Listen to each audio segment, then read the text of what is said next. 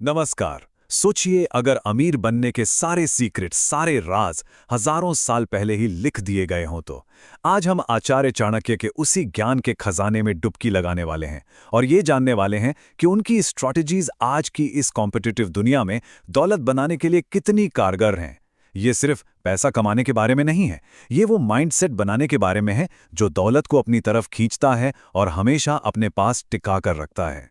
तो चलिए शुरू करते हैं एक ऐसी बात से जो हम सब ने बचपन से सुनी है कि भाई खूब मेहनत करो तभी अमीर बनोगे, तभी सफल होगे। पर क्या वाकई ऐसा है? क्या सिर्फ मेहनत ही काफी है?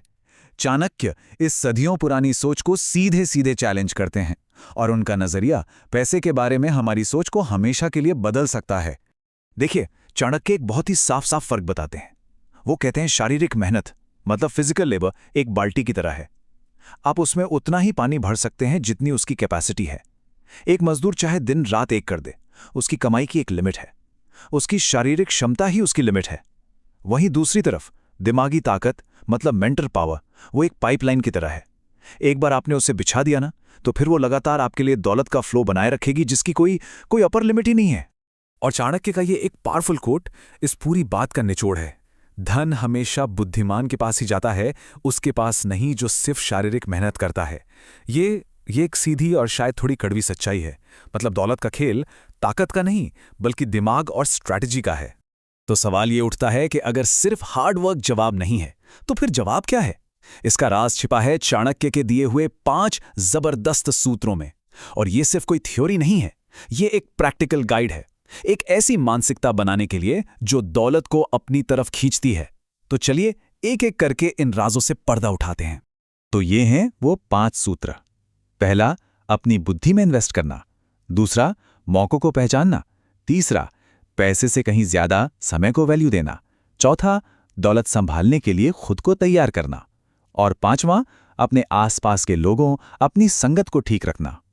ये समझिए कि दौलत तक पहुंचने का एक पूरा रोड मैप है। पहला सूत्र ये तो एकदम नींव है। सबसे बड़ा इन्वेस्टमेंट जो कोई इंसान कर सकता है वो किसी स्टॉक, प्रॉपर्टी या सोने में नहीं बल्कि खुद के दिमाग में है। लगातार सीखते रहना ही कमाई का असली इंजन है। मसल्स थक सकती हैं, शरीर जवाब दे सकता है, लेकिन दिमाग की ग्रोथ की कोई लिमिट नहीं है। जिस दिन सीखना बंद, समझो उस दिन कमाना भी बंद। दूसरा सूत्र हमें सिखाता है कि मौकों को, अपॉर्चुनिटीज को देखना कैसे है। देखिए, मौके कभी दरवाजा खटखटा कर नहीं आते, वो तो छिपे होते हैं। अक्सर किसी प्रॉब्लम, किसी शिकायत या किसी चुनौती के भेष में। असली स्किल यही है कि इन छिपे हुए खजानों को पहचान लिया जाए और उन्हें दौलत में बदल दिया जाए।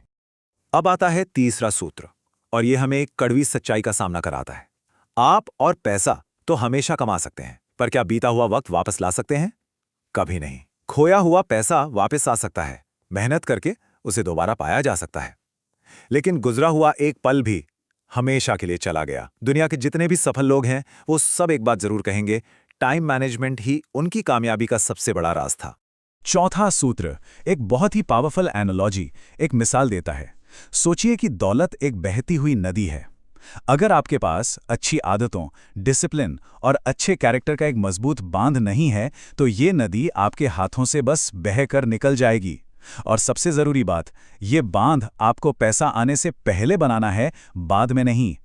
और आखिर में पांचवा सूत्र, और ये शायद सबसे ज्यादा जरूरी है, आपकी संगत। कहते हैं ना, आप उन 5 लोगों का एवरेज होते हैं जिनके साथ आप सबसे ज्यादा वक्त बिताते हैं। आपकी इनकम, आपकी आदतें, आपका फ्यूचर, सब कुछ आपकी संगत पर डिपेंड करता है। अगर आप गलत लोगों के साथ हैं तो पहले 4 सूत्र भी आपको नहीं बचा पाएंगे। तो मान लीजिए आपने इन 5 सूत्रों को फॉलो किया और खूब पैसा कमा लिया, बहुत बहुत बधाई। लेकिन चाणक्य के हिसाब से अभी तो जंग का सिर्फ आधा हिस्सा ही जीता है। असली परीक्षा तो अब शुरू होती है। क्या आप उस दौलत को अपने पास टिका कर रख सकते हैं?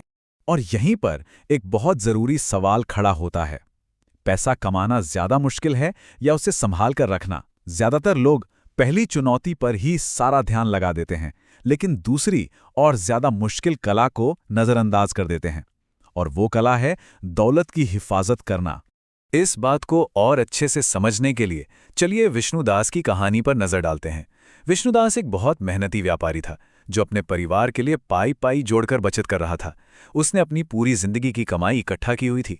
एक दिन क्या हुआ, उसका एक रिश्तेदार एक बड़ी दुख भरी कहानी लेकर आया। कहने लगा, फसल बर्बाद हो गई, परिवार भूखा मर रहा है, और उसने उधार में पैसे मांगे। विष्णुदास ने दिल से सोचा, दिमाग से नहीं, और एक इमोशनल फैसले में अपनी जिंदगी भर की जमा पूंजी उसे थमा दी। और नतीजा क्या निकला? उस रिश्तेदार ने सारा पैसा अपनी जरूरत पर नहीं बल्कि ऐशो आराम पर उड़ा दिया। उधार कभी वापस नहीं आया और विष्णुदास और उसका परिवार गरीबी में आ गया। ये एक दुखद कहानी है, लेकिन यह हमें सिखाती है कि पैसा बचाना कितना जरूरी है, खासतौर पर उन लोगों से जिनसे हम प्यार करते हैं। तो फिर इस मुश्किल सिचुएशन से कैसे निपटा जाए? कैसे एक इंसान अपनी दया और अपनी फाइनेंशियल समझदारी के बीच बैलेंस बनाए? यहीं पर चाणक्य हमें ना कहने की कला सिखाते हैं। ऐसी स्ट्रैटेजीज जो आपके पैसे और आपके रिश्ते दोनों को बचा सकती हैं। पहली स्ट्रैटेजी है समय की ढाल। जब भी कोई पैसे मांगे, कभी भी तुरंत हाँ या ना में जवाब मत दीजिए। बस 24 घंटे का वक्त मांग लीजिए। कह दीजिए, मुझे अपना हिसाब किताब देखना पड़ेगा या मुझे घर पे बात करनी होगी। ये आपको सोचने का टाइम भी देगा और जो लोग सीरियस नहीं है वो खुद ही पीछे हट जाएंगे। और इसे इस्तेमाल करने के लिए आप कुछ ऐसी बातें कह सकते हैं, मैं आपकी सिचुएशन समझ रहा हूं, मुझे ज़रा अपने अकाउंट्स देखने दीजिए, मैं आपको कल तक बताता हूं। या फिर मेरा पैसा ना अलग अलग इन्वेस्टमेंट्स में लगा हुआ है, तो मुझे थोड़ा टाइम लगेगा ये देखने में कि क्या हो सकता है। दूसरी स्ट्रैटेजी है सवालों की तलवार। यहां आपको फोकस खुद से हटाकर सामने वाले पर शिफ्ट करना है। मतलब ये जताने के बजाय कि आप दे नहीं सकते, उनसे पूछिए कि वो वापस कैसे करेंगे। बड़े प्यार से लेकिन सीधे सीधे उनका रीपेमेंट का पक्का प्लान पूछिए। ये एक छोटा सा सवाल ही अक्सर उनकी असली नीयत सामने ले आएगा।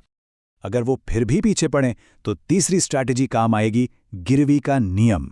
शांति से उनसे किसी छोटी मोटी चीज की सिक्योरिटी मांग लीजिए, जैसे कोई पोस्ट डेटेड चेक। ये एक बिजनेस जैसा तरीका है जो आपके पैसे और रिश्ते दोनों को प्रोटेक्ट करता है। चौथी स्ट्रैटेजी है पैसे की कमी का भ्रम पैदा करना। आप उन्हें समझा सकते हैं कि आपका पैसा किसी ऐसी जगह इन्वेस्टेड है जहां से उसे समय से पहले निकालने पर आपको पेनल्टी लगेगी, मतलब नुकसान होगा। ये ना कहने का एक बहुत ही अच्छा तरीका है। इससे लगता है कि आप मदद तो करना चाहते हैं, पर ऐसा करना आपके लिए ही फायदेमंद नहीं है। और आखिरी और पांचवी स्ट्रैटेजी, समझदारी का तोहफा। अगर आपको लगता है कि सामने वाले की जरूरत सच में असली है, तो उसे उधार देने के बजाय एक छोटी सी रकम तोहफे में दे दीजिए, उतनी ही जितनी आप आसानी से दे सकते हैं और जिसके वापस ना आने का आपको दुख ना हो। इससे आपकी फिक्र भी जाहिर हो जाएगी और आप एक खतरनाक फाइनेंशियल जाल में भी नहीं फंसेंगे। रिश्ता भी बचा और आपकी सेविंग्स भी। तो आखिर में चाणक्य की इन सारी बातों से हम रिश्तों और पैसों के बारे में क्या सीखते हैं? ये हमें एक बहुत ही गहरी सच्चाई की तरफ ले जाती है। और ये सब हमें एक आखिरी और बहुत गहरे सवाल पर लाकर छोड़ देता है। अगर कोई रिश्ता सिर्फ इसीलिए टिका है क्योंकि आप पैसा दे रहे हैं, तो क्या वो सच में कोई रिश्ता है भी? चाणक्य की सीख के हिसाब से ना कहना कोई स्वार्थ नहीं है, ये तो आत्मसम्मान का काम है और आपके रिश्तों की सच्चाई का असली टेस्ट भी।